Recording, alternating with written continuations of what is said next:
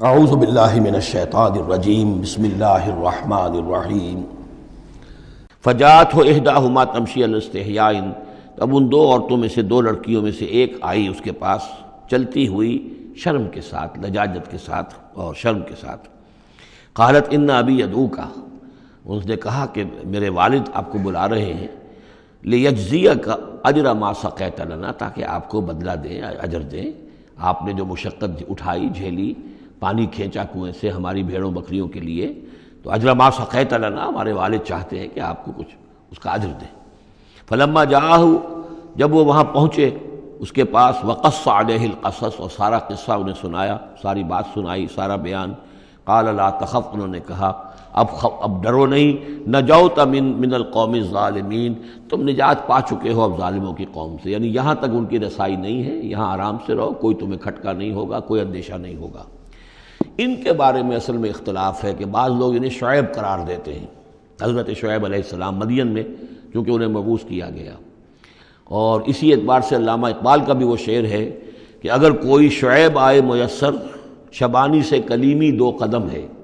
یعنی حضرت موسیٰ علیہ السلام چرواہے کی حیثیت سے حضرت شعیب کی خدمت میں رہے، 8 سال یا 10 سال ان کی خدمت گزاری کی، تو اس کے نتیجے میں ان میں وہ اوصاف پیدا ہو گئے، ان کی تربیت کے نتیجے میں کہ وہ چرواہے سے بڑھ کر کلیم بن گئے، اللہ کے کلیم بن گئے، تو یہ تربیت حضرت شعیب کی ہے۔ لیکن یہ بات غلط ہے، اصل میں حضرت شعیب کا معاملہ ہم پڑھ چکے ہیں کہ وہ اللہ کے رسول تھے، اور رسول اگر تو زمانہ انہی کا تھا جب کہ ابھی وہ دعوت دے رہے تھے، تب بھی وہاں رنگ کچھ اور ہونا چاہیے تھا بالکل، اور اگر وہ رسول اس وقت ہیں جب کہ قوم ختم ہو چکی ہے، اس کے بعد جو بھی اہل ایمان بچ گئے ہیں اور حضرت شعیب بچ گئے ہیں، اگر یہ اس کے بعد کا مسئلہ ہے تو ان کا جو مقام ہونا چاہیے تھا وہاں پر یہ ممکن نہیں ہے کہ ان کی بیٹیاں اس طریقے پہ پریشان ہوں اور کوئی جو ہے ان کی امت میں سے کوئی ان کی خبر گیری کرنے والا نہ ہو، تو وہ پکچر بالکل بنتی نہیں ہے یہ۔ اور حضرت شعیب کا معاملہ جو ہے ظاہر بات ہے کہ یہ اس کے اندر فصل ہے، اگرچہ یقین کے ساتھ ہمیں معلوم نہیں۔ یہ گویا کہ بعد میں جو قوم وہاں آباد ہوئی ہے حضرت شعیب کے ساتھ، جو لوگ صاحب ایمان بچ گئے اور ان سے دوبارہ جو وہاں پر جو بھی آبادی ہوئی ہے، اس میں کچھ اچھے لوگ، ظاہر بات ہے کہ ان میں تو ابھی اچھے اثرات بھی تھے، تو ان میں سے یہ بزرگ تھے، ابھی ہو سکتا ہے 100 سال ہو چکے ہوں لیکن ابھی کچھ نہ کچھ اثرات تھے، تو یہ بزرگ آدمی، ضعیف آدمی جو ہے یہ ایک نیک آدمی تھے۔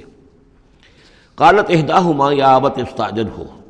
ان میں سے ایک نے کہا، بیٹیوں میں سے، لڑکیوں میں سے ایک نے، ابا جان ان کو ملازم رکھ لیں، اجرت پر رکھ لیں، استاجر ہو۔ یہ استاجری اور اجیری، یہ دونوں جو ہیں اجیر اور مستاجر، در حقیقت یہ آجر اور اجیر وہ ہے کہ جو اجرت کے اوپر کام کرتا ہو، اور مستاجر وہ ہے جو کسی کو اجرت پر کام کرنے کے لیے رکھے، استاجر۔ مستاجر اس سے اسم فاعل بنے گا۔ ہمارے ہاں عام طور پہ غلط العام میں اجیر اور آجر کو یوں کہتے ہیں کہ آجر تو وہ ہے کہ جو کسی کو اجرت کے پر رکھے، اور اجیر وہ ہے جو اجرت پر کام کرے، حالانکہ عربی میں ان دونوں کے معنی ایک ہی ہے، آجر اور اجیر، ایک اسم فاعل ہے، ایک صفت مشبہ ہے، دونوں کا مفہوم ہے اجرت پر کام کرنے والا، اور جو اجرت پر کام لیتا ہے وہ مستاجر ہے۔ یا ابت استاجر ہو، ابا جان ان کو ملازم رکھ لیں، ان خیر من استاجرت القوی الامین، یقیناً بہترین آدمی جسے ملازم رکھا جائے وہی ہوتا ہے جو القوی ہو، طاقتور ہو۔ وہ دیکھ لیا تھا کہ حضرت موسیٰ علیہ السلام سے کوئی جو ہے وہ وہاں کے چرواہوں میں سے کسی نے الجھنے کی کوشش نہیں کی، وہ ڈر کے ادھر ادھر ہو گئے اور کسی نے جو ہے ان کو روکا نہیں، تو طاقت والے بھی ہیں اور امین ہیں۔ انہوں نے یہ مشاہدہ کر لیا تھا کہ کوئی بری نگاہ حضرت موسیٰ نے نہیں ڈالی ہوگی ان لڑکیوں پر، تو ظاہر بات ہے کہ اس معاملے میں تو عورت کا جو ہے احساس بہت بیدار ہوتا ہے کہ کسی مرد کی عورت کس قسم کی نگاہ جو ہے کس قسم کی ہے جو اس پر پڑ رہی ہے، تو اسے چونکہ ذاتی تجربہ ہو چکا تھا کہ ان کے اندر وہ امانت پوری موجود ہے، اور کسی درجے میں بھی نگاہ کی خیانت بھی ان میں نہیں ہے، تو جس شخص کی نگاہ میں خیانت نہیں ہے وہ اور کسی معاملے میں کیا خیانت کرے گا۔ کہ قالت احداہما یا ابت استاجر ہو ان خیر من استاجرت القوی الامین، ابا جان ان کو ملازم رکھ لیجئے، اس لیے کہ ملازمت کے لیے بہترین شخص وہی ہوتا ہے جو طاقتور بھی ہو، کام کر سکے خوب، اور یہ کہ امین ہو، اعتبار کی قابل ہو۔ قال انی ارید ان انکحک احدی ابنتی ہاتین، انہوں نے کہا وہ صاحب جو بزرگ ہیں شیخ مدین کہ میں یہ ارادہ رکھتا ہوں، میرا خیال ہے کہ اپنی بیٹیوں میں سے ایک کو تمہارے نکاح میں دے دوں اے موسیٰ، علی ان تأجرنی 8 حجج، لیکن اس پر کہ تم 8 سال تک میرے ہاں اجرت پر کام کرو، میری ملازمت کرو۔ یہ جو مہر کا معاملہ ہے یہ پھر پچھلے زمانے میں ایسا ہی ہوگا جیسے آج کل پٹھانوں میں بھی ہوتا ہی ہے ابھی، کہ وہ مہر جو ہے وہ والدین لے لیتے ہیں رقم جو ہے، گویا کہ وہ اس لڑکی کو جو پالا ہے پوسا ہے تو یہ در حقیقت اس کا بدل ہے وہ جو لے رہے ہیں کہ ہم نے اس کو پالا پوسا آپ تمہارے حوالے کر رہے ہیں تو ہمیں اس کی رقم دو، جبکہ اسلام میں آ کر اس کو بدل دیا گیا ہے۔ مہر جو ہے لڑکی کا حق ہے، وہ اس کے والدین کا حق نہیں ہے۔ البتہ اس وقت معلوم ہوتا ہے کہ رواج یہی تھا کہ چونکہ اپنی بیٹی نکاح میں دینے کے لیے تیار ہو رہے ہیں تو اس کے عوض اپنی ملازمت کروانا چاہتے ہیں کہ تم میری ملازمت کرو، میری خدمت کرو 8 برس تک، تو یہ گویا کہ بدل ہو جائے گا اس کا کہ میں اپنی ایک بیٹی کا نکاح تم سے کر دوں گا۔ فَإِنْ أَتْمَمْتَ عَشْرًا فَمِنْ عِنْدِكَ، اور اگر تم 10 سال کر دو تو یہ تمہاری طرف سے ہے، یہ گویا کہ تمہاری طرف سے ایک احسان ہوگا۔ 8 سال پورے کر دو، اس میں محنت کرو، یہاں مزدوری کرو، میرے بھیڑوں بکریوں کو چراؤ اور گھر کے کام کرو، تو پھر میں اپنی بیٹی تمہارے حوالے کر دوں گا، اس کا نکاح کر دوں گا تم سے۔ یا یہ کہ 10 سال کر دو تو یہ تمہاری طرف سے اضافی بات ہوگی۔ وَمَا أُرِيدُ أَنْ أَشُقَّ عَلَيْكَ، اور ساتھ ہی یہ بھی دیکھ لو میں تم پر کوئی سختی کرنے کا ارادہ نہیں رکھتا، یعنی تمہیں جو ملازم رکھ رہا ہوں تو ایسا نہیں کہ بہت بھاری کام تم پر ڈالوں گا، میں تمہیں مشقت میں ڈالنا نہیں چاہتا۔ سَتَجِدُنِي إِنْ شَاءَ اللَّهُ مِنَ الصَّالِحِينَ، تم انشاءاللہ مجھے پاؤ گے کہ میں نیک انسان ہوں، صحیح ہوں، راست باز ہوں، اور جو معاملہ ہے معاملے کا کھرا آدمی ہوں۔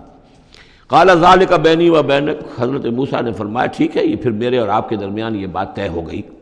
ایما الاجلین قضیت، ان دونوں مدتوں میں سے جو بھی میں پوری کر دوں۔ 10 سال کا آپ تقاضا نہیں کر سکتے، تقاضا 8 سال کا ہوگا، ویسے یہ کہ میں چاہوں تو 10 سال پورے کر دوں لیکن وہ میری آپشن پر ہوگا۔ ایما الاجلین قضیت فلا عدوان علیہ، پھر مجھ پر کوئی زیادتی نہ ہو۔ واللہ علی ما نقول وکیل، اور جو کچھ ہم کہہ رہے ہیں اللہ اس پر وکیل ہے، اللہ ہی اس کا ذمہ دار ہے۔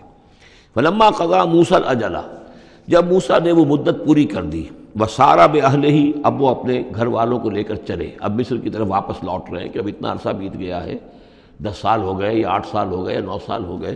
اب بہرحال وہ معاملہ بھی ٹھنڈا پڑ چکا ہوگا، وہاں پر قتل وغیرہ کا کیا حالات وہاں ہوئے یہ بھی معلوم نہیں ہے۔ بہرحال وہ چلے ہیں واپس، سارا باہلہ لے کر چلے اپنے گھر والوں کو، یعنی اپنی اہلیہ کو۔ آنس من جانب طور نارا، انہوں نے پہاڑ کے ایک طرف ایک سائڈ پر طور کے انہوں نے آگ دیکھی۔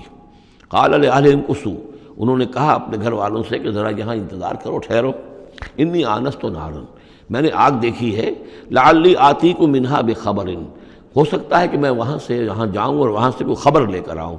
یعنی یہ کہ راستے کے بارے میں معلومات، صحیح کہ کہیں ہم بھٹک تو نہیں گئے، ہم کدھر جا رہے ہیں۔ او جذوۃ من النار، یا پھر میں آگ کا ایک انگارہ لے آؤں وہاں سے، لعلکم تصطلون، تاکہ اس سرد رات میں یہاں ہم آگ جلا لیں، اور یہ کہ اس سے کہ آپ لوگ جو ہے وہ سینک سکیں۔ صدق اللہ العظیم۔